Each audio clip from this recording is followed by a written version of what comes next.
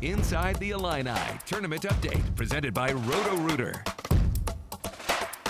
Hey, the Illini's trip to Boston has been kind to us, the players, the fans, and whether it's down the road at the watch party or it was right here on the court last night, I mean, Jake, the one word to describe this run has been special. Absolutely. I mean, you look back at every step of the way over the course of this postseason, from the Big Ten tournament in Minneapolis, the first and second round in Omaha, and now to have the chance to head to the Final Four here in Boston, there's lots to celebrate. And we saw Illinois do just that last night in the locker room. Check this out. A full-on super soaker battle, Coach Underwood with his shirt off. But today it was time to recover and get back to business. I don't want winning to ever just be a relief. Like, next game.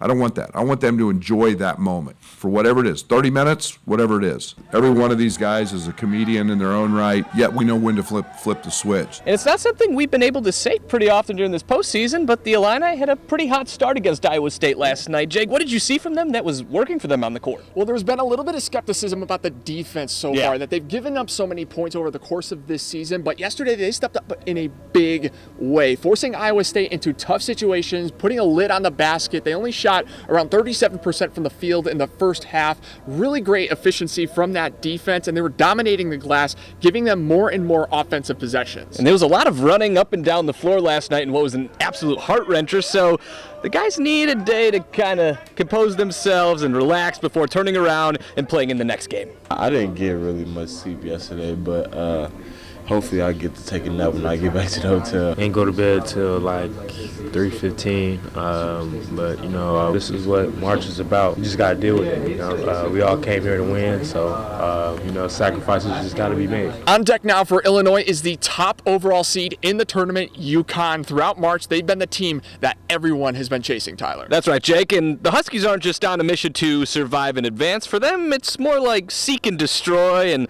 they've done just that by throttling their opponents, but Marcus Domask has his own reasons for not paying any attention to the UConn scorelines. I haven't watched their tournament run very much. I've watched a lot of games. Honestly, I watched the exciting games, and they've been blowing out teams. So, you know, I haven't really followed much attention to them. Now, Illinois is considered heavy underdogs going into this one against UConn, but, Jake, I get the sense that they don't really care about that. They're fine with embracing that underdog mentality, but not a perfect performance against Iowa State, so there's some things they got to clean up, right? For sure. The most glaring issue, obviously, coming out of that matchup yesterday was the free throw percentage, not converting when they got to the charity stripe. They need to just settle down, make sure that they can convert on those gimme chances. Yeah. If they don't do that, they could fall into a hole very easily, but some key performances from their big scorers can put them toe-to-toe with UConn, who's one of the best offenses across the country. If they're able to do that, they very well could have a date at the Final Four. I'm guessing one of those key performers you're talking about might be named Terrence Shannon Jr. Yes, sir. He's been averaging about 28 points this entire tournament, so